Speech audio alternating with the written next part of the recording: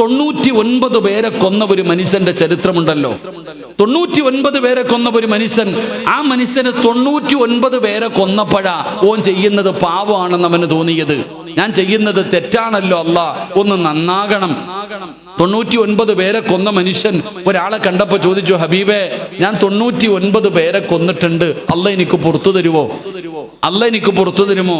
ആ കേട്ട ചങ്ങാതി പറഞ്ഞു, അള്ളാഹു നിനക്ക് പുറത്തു തരൂല, കാരണം നീ 99 പേരെ കൊന്നവനാ. 99 പേരെ കൊന്നവനെ നിനക്കല്ല പുറത്തു തരാനോ?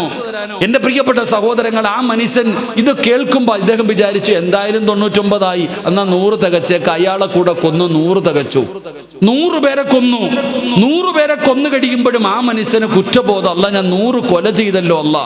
ഇങ്ങനെ നടന്നു പോകുമ്പോൾ ഒരു ഉസ്താദിനെ കണ്ടു, ഇൽമ പഠിച്ച ഒരു ആലിമിനെ കണ്ടു, അറിവുള്ള ഒരു മനുഷ്യനെ കണ്ടു. ആ അറിവുള്ള മനുഷ്യനോട് പോയി ചോദിച്ചു, ഹബീബേ ഉസ്താദേ ഞാൻ 100 പേരെ കൊന്നിട്ട് വരികയാ, 99 ഇപ്പൊ ഒന്നുകൂടെ കഴിഞ്ഞു, 100 പേരെ ഞാൻ കൊന്നു, അല്ല എനിക്ക് പുറത്തു തരുമോ? നിങ്ങൾ എപ്പോഴും മനസ്സിലാക്കേണ്ടത്, മസലകൾ ചോദിക്കുമ്പോൾ എപ്പോഴും ഉസ്താദന്മാരോട് ചോദിക്കുക.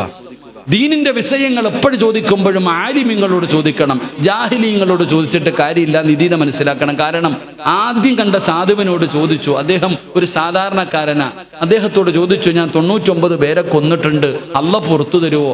ആ സാധുവിന്റെ അറിവ് വെച്ച് പറഞ്ഞു ഇല്ല. അതുകൊണ്ട് ആ സാധുവും കബറിൽ പോയി. എന്നാൽ 100ാമത്തെ ആൾ ആലിമ, ആ ഇൽമു പഠിച്ച ആളോട് ചോദിച്ചപ്പോൾ ഉസ്താദ് പറഞ്ഞു കൊടുത്തു, നീ 100 പേരെ കൊല ചെയ്തിട്ടുണ്ടെങ്കിലും അള്ളാഹു നിനക്ക് പുറത്തു തരും, അള്ളാഹു ഗഫൂറ, അള്ളാഹു റഹീമ. ഉസ്താദ് പറഞ്ഞു നിനക്ക് അള്ളാഹു പുറത്തു തരും. ആ മനുഷ്യനോട് പറഞ്ഞു കൊടുത്തത്, ഈ നാട് നിനക്ക് നല്ലതല്ല, അപ്പുറത്തൊരു നല്ല നാടുണ്ട്, പൊക്കോ, ആ നാട്ടിൽ പോയി നീ ജീവിക്ക്. ആ മനുഷ്യൻ പോകുന്ന വഴിയിലാണ് മരണപ്പെട്ടത്. ആ മനുഷ്യൻ പോകുന്ന വഴിയിൽ മരണപ്പെട്ടു. ആ 100 കൊല ചെയ്ത മനുഷ്യൻ മരണപ്പെട്ടപ്പോൾ നരകത്തിന്റെ മലക്കുകളും വന്നു, സ്വർഗത്തിന്റെ മലക്കുകളും വന്നു. നരകത്തിന്റെ മലക്കുകൾ പറഞ്ഞു, ഇവൻ 100 പേരെ കൊന്നവനാ, അതുകൊണ്ട് ഇവൻ ഞങ്ങൾക്കുള്ളതാ.